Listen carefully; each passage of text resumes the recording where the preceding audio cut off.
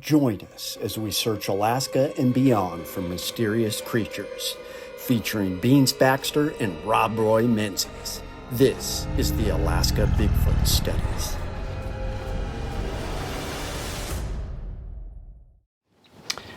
Greetings all. Welcome back to the Alaska Bigfoot Studies. Well, I am very excited because finally we're doing another expedition with the gang. We got Rob Roy Menzies and Beans Baxter. It almost didn't happen, so at this time we should be out in the field at the time that this video is airing, but I have to go out into the field, make sure our site is clear, and then message Beans with this satellite messaging system. We rely on technology a lot.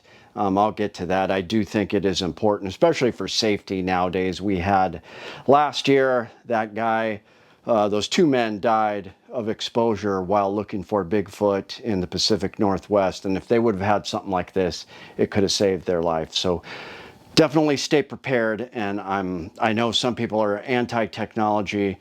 I think it has its place, and as far as safety and equipment, absolutely will use it. So we're going out to a spot up north because most of the people right now are down south on the Kenai Peninsula because the fish are in. There's just a lot of dip netting and fishing going on, which is awesome. In a way, I wish I was joining them, but we try to get away from the crowds. We are going to a place that is rural and not by any, inhabitants or civilization. We're getting as far out as we can. So I'm hoping that we catch some signs of something. Now, I wanted to just give you guys an update and just talk about my thoughts of Bigfoot.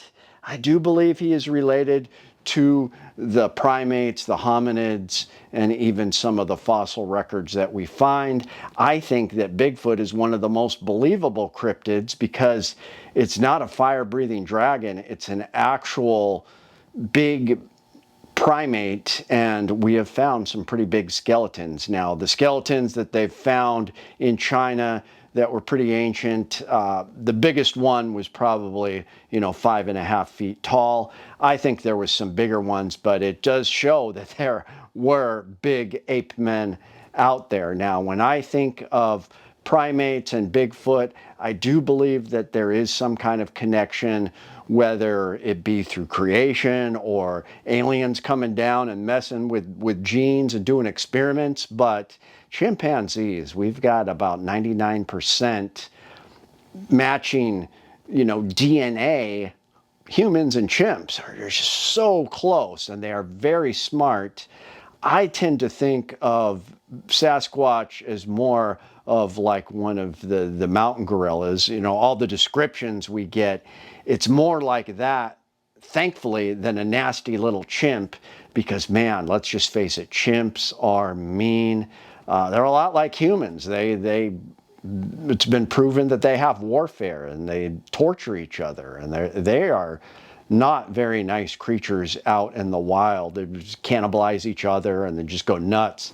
The gorillas are really peaceful in comparison, which is why I think that people aren't just raped and ripped apart while they're out looking for Bigfoot. Because let's face it, if Bigfoot was like all chimpanzee, just like a 7-foot tall chimp, they would just rip us apart. They'd just be waiting for the Bigfoot hunters to come just to, tear you apart, tear you limb from limb, beat you with your arms.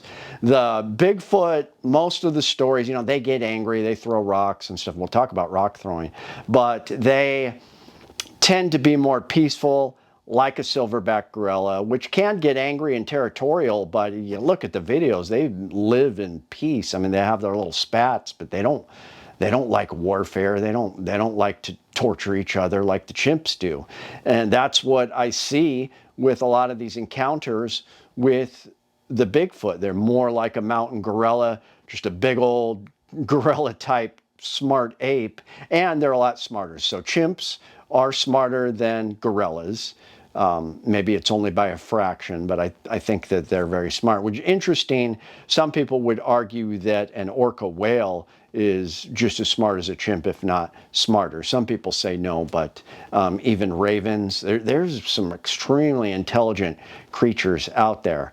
But I tend to think that the Bigfoot is more related to a mountain gorilla type, which makes sense because the mountain gorilla is much larger than a chimp, and of course the Bigfoot is very large. Now, one thing when studying primates that I find fascinating is the differences between us and, say, a chimpanzee. Now, a chimpanzee has amazing spatial recognition properties. While they're moving, they were set up just to be able to see something out of the corner of their eye with intense clarity that's maybe 50 feet away while they're moving very quickly through the trees, jumping from branch to branch. We cannot do that. We need seconds to focus, and we don't have that kind of depth perception and clarity. Chimps, their vision when it comes to depth perception and figuring things out in their immediate area is just far beyond anything we have. Now, what's very interesting is they're not very accurate when they throw rocks. And there's a reason for that we'll get to. There was one video, I don't know if it's fake or not, but a chimp pooped in his hand in a zoo and then just flung some poop, and then it pans over to this elderly woman that's just like wiping chimp poop off of out of her eyes and her face, just big old block thing. It's pretty funny, but I don't know if it's real or not. I mean, the chimps, they can fling stuff, but it's just like fling and hope it will hit you. Now, the reason this is interesting, they are not accurate. They cannot lock their wrists. Now, a human can lock their wrist, grab a spear, grab a rock, throw with pretty good accuracy. With practice, humans can be very accurate, throwing spears, throwing sticks, throwing rocks. A chimp cannot lock their wrist. It's like this every time. They pick up a rock, fling. It's like a loose sling, and they have, you can't really be accurate. I mean, you can try to be as accurate as you can, but if your wrist is just going to go like that, that's why when they see something, you see them throw it to the side, and they don't hit anything. So it's really interesting how the developments happened. They can't be accurate like a human.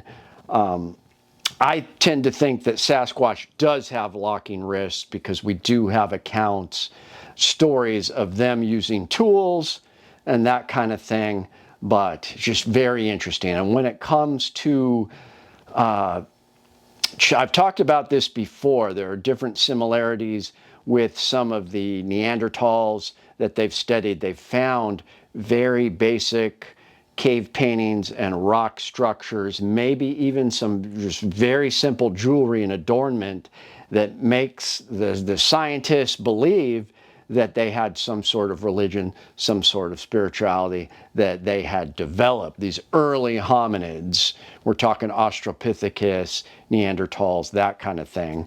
And I think that is what happened. And so it makes you wonder what Sasquatch believes in. Now, that opens up a whole nother can of worms, because as you know, we have many Native American tribes, many who I believe have a direct connection to Sasquatch, and they don't reveal everything they know, and they know a lot. So, but it all depends on the region. There's some regions that are completely wild, and those animals may not be related or have any connection to indigenous tribes, and they might just be a flesh and blood ape creature that is just so smart and intelligent and sneaky that they haven't been found, which I do think is possible. But I also think there's some woo going on. There's something out there where they're able to mask themselves, they're able to leave this reality, go into another world. I'll talk another video about Louis L'Amour's book, but thanks for all the messages you guys give me, and sometimes somebody will message me that they found a copy of the book, and it's pretty cool because I do have a theory about that. But there is the theory of the Nephilim that I always come back to, and I think in some regions, especially with the red-haired, Kandahar rock thrower ape man, that I believe was a descendant of the Nephilim that is not a benevolent creature, and just in its genes is basically evil. And then when we have the shapeshifters, parts of the Southwest, America, even in the Yukon and Canada and up here, we got some shapeshifters. There's evil. We are going to have articles of faith, I know I will, on me to protect yourself from that. But it's just interesting, all these different origin stories from different Bigfoot and Sasquatch in different regions in North America. Some are very different than others, and I do believe that there's a theme of just kind of evil with some of them, not all. Some are just like an animal, just like an ape creature. Some of them have that evil side to them. But anyways, I'm rambling. Just something to think about. I really like the idea of, Bigfoot having some of the developments that humans have that help them succeed, such as locking wrists, their intellect, of course, and then what do they believe? Are they believing in something beyond themselves? I think that they do. But anyways, I'm really excited to go on this expedition. We'll have a video up for you in another week or two. Let's hope we capture something. Thanks for tuning in, guys. I'll see you next Sunday.